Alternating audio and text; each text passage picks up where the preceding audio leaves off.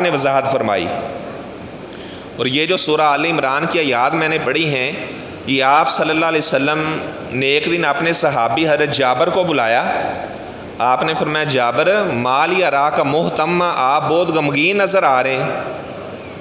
تو وہ فرمانے لگی اللہ کے رسول صلی اللہ علیہ وسلم میرے باپ احد کے میدان میں آپ کے ساتھ شہید ہو گئے، جہاد پر گئے تھے تو کافروں نے ان کو شہید کر دیا، تو میری 9 بہنیں بھی ہیں، والد صاحب کے اوپر قرض بھی بہت زیادہ ہے، اس وجہ سے میں بہت پریشان ہوں۔ آپ نے فرمایا جابر آپ نے کتنا قرض ادا کرنا ہے؟ اللہ کے رسول صلی اللہ علیہ وسلم کتنے من کھجوریں میں نے یہودیوں کا قرضہ دینا ہے؟ آپ نے فرمایا تیرے پاس کتنی کھجوریں ہیں؟ وہ کہنے لگے میرے پاس تو صرف 4 کلو کھجوریں ہیں۔ آپ نے فرمایا چلو کوئی بات نہیں، آپ 4 کلو کھجوریں لے کر آؤ رکھو، اور آپ ادھر سے اپنے جنہوں نے قرض لینا ہے ان کو بلاؤ، اور آپ اس وقت مجھے بھی بلا لینا۔ حضرت جابر رضی اللہ تعالیٰ عنہ فرماتے ہیں میں دل میں سوچ رہا تھا کہ میرے پاس 4 کلو کھجوریں ہیں اور میں نے کتنے من کھجوریں یہود کا قرض ادا کرنا ہے جو میرے والد صاحب کے ذمے تھے۔ تو اگر کوئی آدمی فوت ہو جاتا ہے، خصوصاً جب مجاہد آدمی اللہ کے راستے میں شہید ہوتا ہے، تو پہلا قطرہ ابھی اس کا خون کا زمین پر نہیں گرتا، اس کے سارے گناہ اللہ معاف فرما دیتا ہے۔ آپ نے فرمایا الا الدین، قرض اللہ تعالیٰ شہید کا بھی معاف نہیں کرتے، وہ بھی ادا کیا جائے گا تو تب اس کا معاملہ کلیئر کیا جائے گا۔ تو حضرت جابر کہتے ہیں میں اس وجہ سے بڑا پریشان تھا کہ اپنے والد صاحب کا میں نے قرض ادا کرنا ہے۔ ہمارے ہاں تو جنازے پر اعلان کر دیتے ہیں کہ اس طرح اگر کسی نے ان سے لین دین کا معاملہ کرنا تو بتا دے، تو دینے والا کوئی بھی نہیں آتا، لینے والے آ جاتے ہیں، کوئی ثبوت بھی نہیں پاس ہوتا، کہہ دیتے جی اتنا ہم نے لینا ہے ان سے۔ وہ آگے پھر جو وارث ہوتے ہیں وہ بھی ٹال مٹول کرتے ہیں، جی کل لانا پرسوں آنا، ایسے وہ ادا ہی نہیں کرتے۔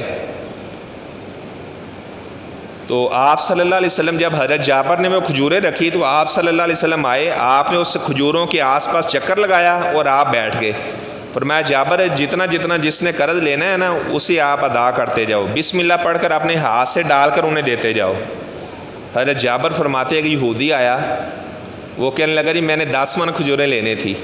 تو کہتے ہیں میں اللہ کی قسم میرے سامنے 4 کلو کھجوریں پڑی ہوئی تھی، کہتے ہیں میں نے بسم اللہ پڑھ کر ڈال کر دینا شروع کر دی، کہتے ہیں میں نے اسے 10 من کھجوریں دی، اس کے بعد اور ایک یہودی آیا، اسے اسی طرح کتنے من میں نے کھجوریں دی، کہتے ہیں اللہ کی قسم اتنے من قرض بھی ادا ہو گیا، اور جب میں نے اپنی وہ کھجوریں اٹھائی تو اس کو بھی اللہ تعالیٰ نے دگنا کیا ہوا تھا۔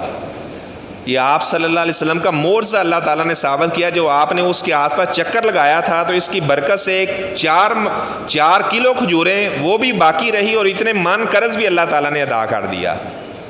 تو حضرت جابر رضی اللہ تعالیٰ عنہ فرماتے ہیں میں نے کہا اللہ کے رسول میرے والد صاحب آپ کے ساتھ گئے تھے میدان جہاد میں، شہید ہو گئے، اس وجہ سے پریشان ہے۔ تو آپ نے فرمایا جابر میں تجھے ایک ایسی حدیث سناتا ہوں جو تجھے خوش کر دے گی۔ فرماتے ہیں آپ صلی اللہ علیہ وسلم نے مجھے فرمایا جابر تیرے باپ عبداللہ کو اللہ نے اپنے سامنے بٹھا لیا، اور جابر تیرے باپ کو اللہ نے یہ اعزاز بخشا، جب سے اللہ نے دنیا بنائی ہے اللہ نے یوں آمنے سامنے آج تک کسی سے کلام نہیں کیا، یہ صرف تیرے باپ کو اللہ نے اعزاز بخشا ہے۔ نبیوں سے بھی اللہ جب کلام کرتا ہے، کیونکہ دنیا کے اندر تو اللہ کو دیکھا نہیں جا سکتا۔ حضرت ابو ذر نے آپ سے کہا تھا جب آپ معراج کی رات گئے تھے آپ نے اللہ کو دیکھا تھا؟ تو آپ صلی اللہ علیہ وسلم نے فرمایا نور انا اراؤ، وہ تو نور تھا میں اسے کیسے دیکھ سکتا تھا، اللہ نے مجھ سے بھی پردے میں ہی کلام کیا تھا، لیکن جنت کے اندر اللہ تعالیٰ کا دیدار ممکن ہے۔ اور آپ نے فرمایا کہ جنت میں اللہ کا دیدار ہوگا۔ صحابہ نے کہا جی بڑا رش ہوگا، کیسے اللہ کو دیکھیں گے؟ فرمایا کہ جب چاند نکلتا ہے تو جب چاند کو آپ دیکھتے ہو تو آپ کو دقت کا دشواری کا سامنا کرنا پڑتا ہے؟ کہنے لگا جی وہ تو ہر بندہ اپنے گھر میں بیٹھا چاند آسانی سے دیکھ لیتے ہے۔ تو آپ صلی اللہ علیہ وسلم نے فرمایا جنت میں اس طرح اللہ کا دیدار بھی ہر مومن آدمی کو آسانی سے ہو جائے گا۔ آپ نے فرمایا جابر تیرے باپ عبداللہ کو اللہ نے اپنے سامنے بٹھا لیا، اور فرمایا جابر کے باپ تمنا، آپ تمنا کرو کیا چاہتے ہو؟ تو وہ کہنے لگے یا اللہ مجھے دوبارہ دنیا میں بھیج دو، میں دوبارہ تیرے راستے میں اپنی جان قربان کرنا چاہتا ہوں۔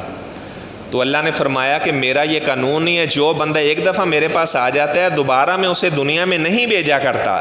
ہاں تیرا یہ پیغام میں ساری دنیا کے لوگوں کو پہنچا دیتا ہوں، وَلَا تَحْسَبَنَّ الَّذِينَ قُتِلُوا فِي سَبِيلِ اللَّهِ أَمْوَاتًا بَلْ أَحْيَاءٌ عِندَ رَبِّهِمْ يُرْزَقُونَ۔ فرمایا کہ جو اللہ کے راستے میں قتل کر دیے جائیں آپ نے انہیں مردہ نہیں کہنا، وہ اللہ کے پاس زندہ ہیں اور اللہ کے پاس انہیں رزق دیا جاتا ہے۔ اس موقع پر اللہ تعالیٰ نے اس آیت کو نازل کیا۔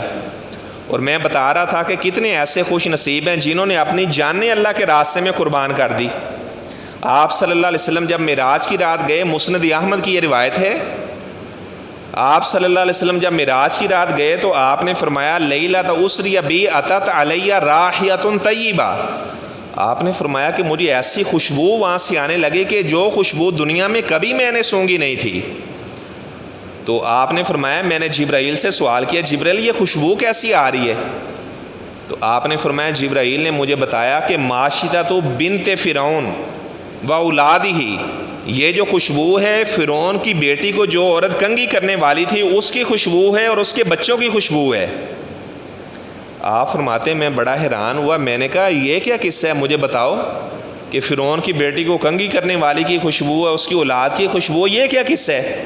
تو آپ صلی اللہ علیہ وسلم نے فرمایا کہ مجھے جبرائیل نے بتایا کہ فرعون کی بیٹی کو ایک دن ایک عورت کنگھی کر رہی تھی، جب اس کے ہاتھ سے کنگھی گری تو وہ کہنے لگی بسم اللہ، تو فرعون کی بیٹی کہنے لگی کہ میرے باپ کے علاوہ بھی کوئی رب ہے؟ اس نے کہا ہاں، ربی و رب ابیک، جو میرا رب ہے اور جو تیرے باپ کا رب ہے وہ سب کا رب ہے، جس نے زمین کو بنایا ہے، آسمان کو بنایا ہے، میں اس اللہ کا نام لے کر میں نے اس کنگھی کو اٹھایا ہے۔ تو وہ کہنے لگی اخبر ذالک، میں اس بات کی اپنے باپ کو خبر دوں؟ اس عورت نے کہا ٹھیک ہے، آپ نے خبر دینی تو آپ دے دیں۔ اب فرعون کو خبر دی گئی تو فرعون غصے سے لال پیلا ہو گیا، کہنے لگا کہ آپ میرے علاوہ بھی کسی کو رب مانتی ہو؟ اس نے کہا جو آپ کو پیدا کرنے والا ہے، مجھے پیدا کرنے والا ہے، ساری جہان کو، ساری دنیا کو پیدا کرنے والا ہے، وہ میرا رب ہے۔ تو فرعون کو بڑا غصہ آیا، اس نے کیا کیا، اس نے ایک دیگ منگوائی، اس کے اندر تانبا، اس کے اندر تیل کو گرم کیا گیا، اس کے بعد کہنے لگا کہ پہلے اس کے بچوں کو آگ میں پھینکا جائے، اس دیگ میں پھینکا جائے۔ گرم تیل اس نے جب اس کو بالکل وہ بہت زیادہ تلچھٹ کی طرح گرم ہو گیا تو کہنے لگا کہ اس کے بچوں کو پہلے پھینکا جائے، پہلے اس کا ایک بیٹا پھینکا گیا، تو وہ ماں استقامت کا اس نے مظاہرہ کیا، اس کے بعد دوسرا اس کا بیٹا پھینکا گیا، اور اسے کہا گیا ابھی بھی کہہ دو کہ فرعون صرف آپ رب ہو، آپ کے علاوہ کوئی رب نہیں ہے، میرے رب بھی فرعون تو ہے اور جتنی دنیا کو بنانے والا ہے وہ بھی تو رب ہے۔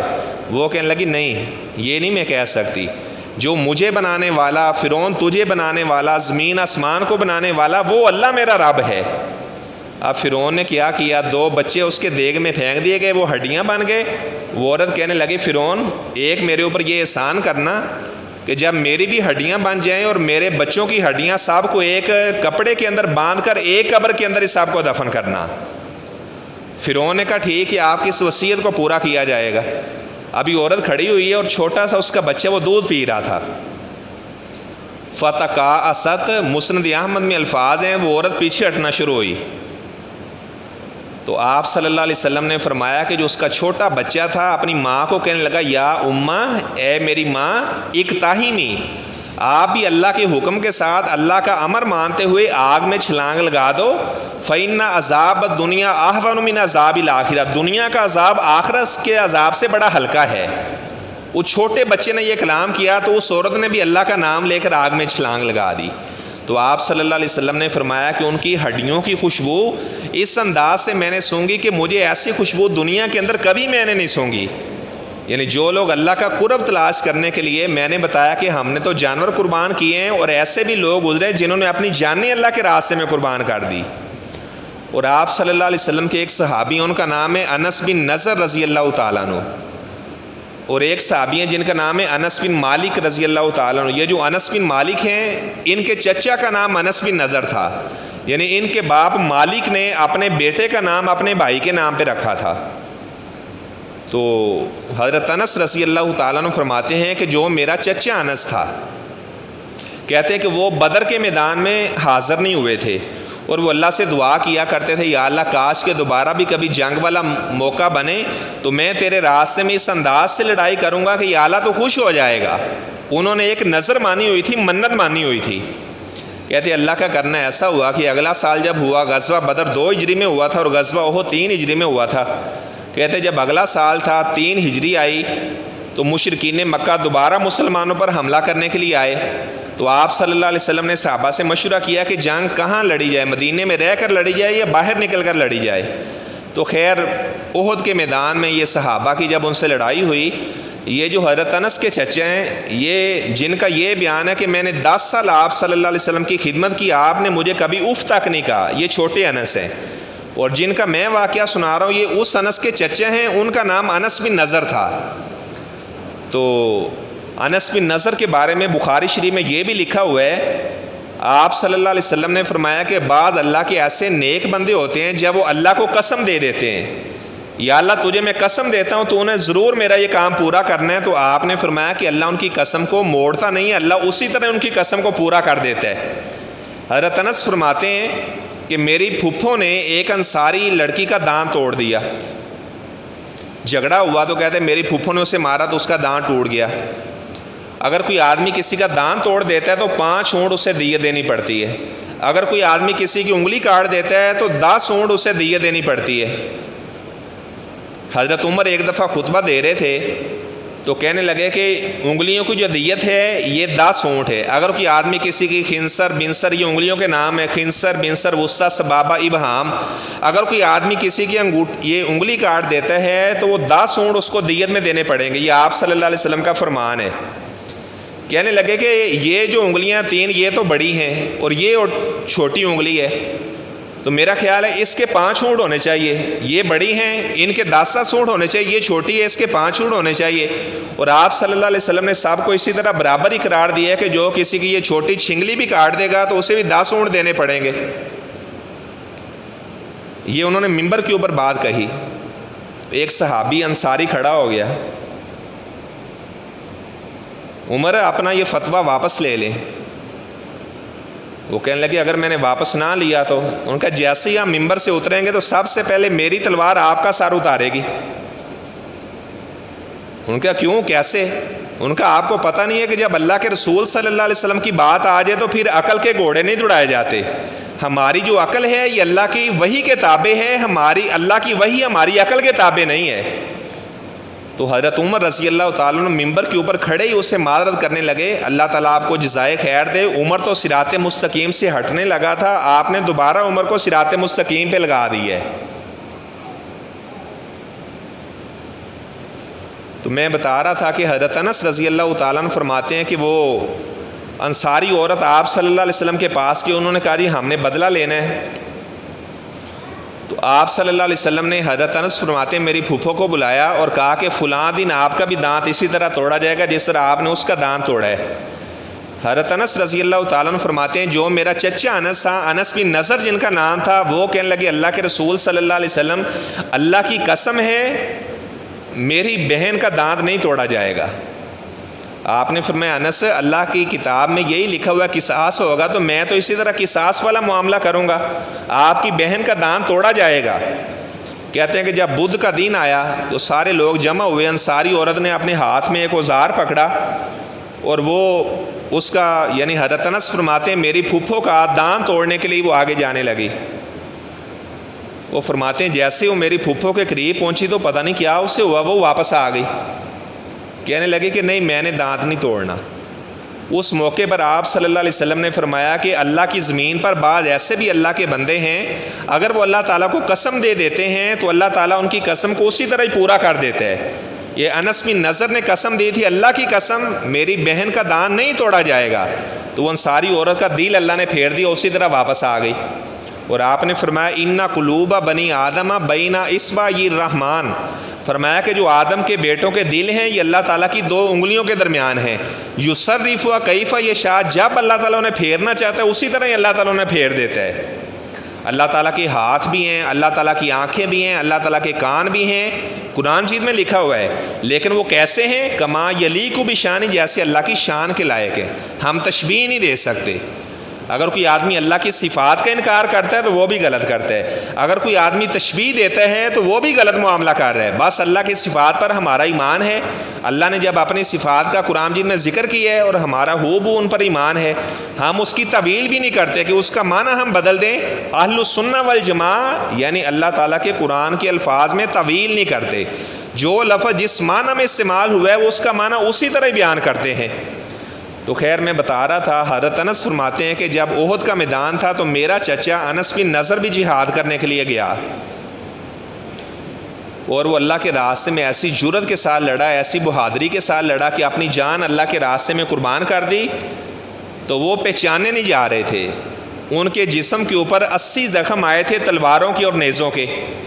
حضرت انس فرماتے ہیں کہ میری پھپھو نے ایک انگلی سے اپنے بھائی کو پہچانا کہ میرے بھائی نے اپنے ہاتھ میں یہ والی انگوٹھی پہنی ہوئی تھی، اور اس وجہ سے پتہ چلا کہ یہ میرے بھائی کی انگلی ہے اور یہ میرا بھائی شہید ہوا پڑا ہے۔ سارے اعضاء کافروں نے ان کے کاٹ دیے۔ اور جب حضرت انس بن نضر کو شہید کیا گیا تو اللہ تبارک و تعالیٰ نے یہ آیت نازل فرمائی، فَمِنْهُمْ مَنْ قَضَى نَحْبَهُ وَمِنْهُمْ مَنْ يَنْتَظِرُ وَمَا بَدَّلُوا تَبْدِيلًا، کہ بعض اللہ کے ایسے بھی بندے ہیں جو انہوں نے نظر مانی تھی، انہوں نے اپنی نظر ماننے کا پورا حق ادا کر دی ہے، تو اللہ کے راستے میں انہوں نے اپنی جانیں قربان کر دی۔ اگر ہم یہ اپنا مال اللہ کے راستے میں قربان کرتے ہیں تو اللہ کا شکریہ ادا کیا کریں کہ یا اللہ تو نے مجھے اس قابل سمجھا کہ یا اللہ میں تیرے راستے میں اپنا جانور قربان کر رہا ہوں، وگرنہ یا اللہ کتنے صحابہ گزرے، صحابہ سے پہلے تیرے نیک بندے گزرے جنہوں نے تیرے راستے میں اپنی جانیں قربان کر دی۔ اور ہمیں بھی چاہیے کہ اپنی دعاؤں کے اندر یہ دعا بھی کیا کریں، اللہم ارزقنا شہادۃ فی سبیلک، یا اللہ جب مجھے موت آئے تو اپنے راستے میں مجھے یا اللہ شہادت والی موت عطا کرنا۔ یہ دعا کرنی چاہیے۔ حضرت عمر دعا کیا کرتے تھے، اور آپ صلی اللہ علیہ وسلم کا فرمان ہے کہ اگر کوئی آدمی اس کے ذہن میں کبھی جہاد کا خیال آیا ہی نہ، آپ نے فرمایا بغیر ایسے جہاد کے خیال آئے وہ اس کی جان نکل جاتی ہے، مات علی شعبۃ من النفاق، تو ایسا آدمی گویا کہ نفاق کی موت مار رہا ہے۔ اور آپ نے یہ بھی فرمایا کہ اگر کوئی آدمی اللہ سے شہادت کی دعا کرتا ہے، یا اللہ مجھے شہادت والی موت دینا، آپ نے فرمایا کہ اگرچہ اسے بستر پر ہی موت آئے لیکن دعا کرنے کی وجہ سے اللہ تعالیٰ اس کو شہداء والا ہی اجر عطا فرمائے گا۔ اور شہداء کی کئی قسمیں ہیں۔ اگر کوئی آدمی بیٹھا ہوا ہے، دیوار اوپر سے نیچے گر جاتی ہے، دیوار کے نیچے آ گیا، چھت کے نیچے آ گیا، یہ بھی شہید ہے۔ اور آپ نے فرمایا کہ جو بندہ پانی میں غرق ہو گیا، ڈوب گیا، اس کو بھی آپ نے شہید قرار دیا ہے۔ المطعون، اور جو بندہ طاعون کے مرض کی وجہ سے فوت ہو گیا، اس کو بھی آپ صلی اللہ علیہ وسلم نے شہید قرار دیا ہے۔ اور آپ نے فرمایا المبتون، اگر کوئی آدمی پیٹ میں درد کی وجہ سے فوت ہو گیا، اس کو بھی آپ نے شہید قرار دیا ہے۔ اور آپ نے فرمایا کہ اگر کسی کے گھر میں ڈاکو آ جائیں، اپنے مال کا، بیوی بچوں کا دفاع کرتے کرتے اس کی جان نکل جائے، ایسے آدمی کو بھی آپ نے شہید قرار دیا ہے۔ اور آپ نے فرمایا کہ جو عورت بچہ جنم دیتے وقت حالت زچگی میں اس کی جان نکل جائے، ایسی عورت کو بھی آپ نے شہیدہ قرار دیا ہے۔ تو خیر اللہ کے راستے میں یہ تمنا کرنا، دعا کرنا کہ یا اللہ جب ہمیں موت آئے تو شہادت کی موت عطا کرنا۔ آپ صلی اللہ علیہ وسلم احد کے میدان میں جب جہاد کرنے کے لیے گئے تو بنو دینار قبیلے کی ایک عورت، اسے بتایا گیا کہ تیرا باپ شہید ہو گیا ہے۔ اس نے کہا اللہ کے رسول کا کیا حال ہے؟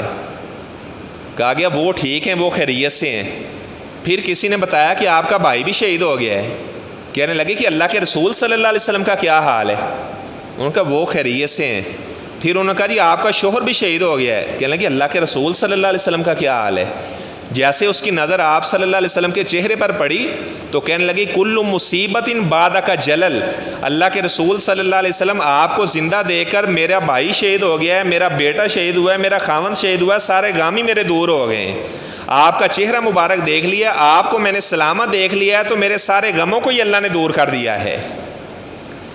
اور ایک صحابی سعد بن ربیع رضی اللہ تعالیٰ عنہ، جب ان کی جان نکل رہی تھی غزوہ احد کے میدان میں، صحابہ چکر لگا رہے تھے تو اس کے ابھی کچھ سانس باقی تھے، تو ایک صحابی نے اسے کہا سعد کیسا معاملہ ہے آپ کا؟ تو سعد کہنے لگے بس اب مجھے آپ مردہ ہی سمجھے، میری ابھی جان نکلنے والی ہے۔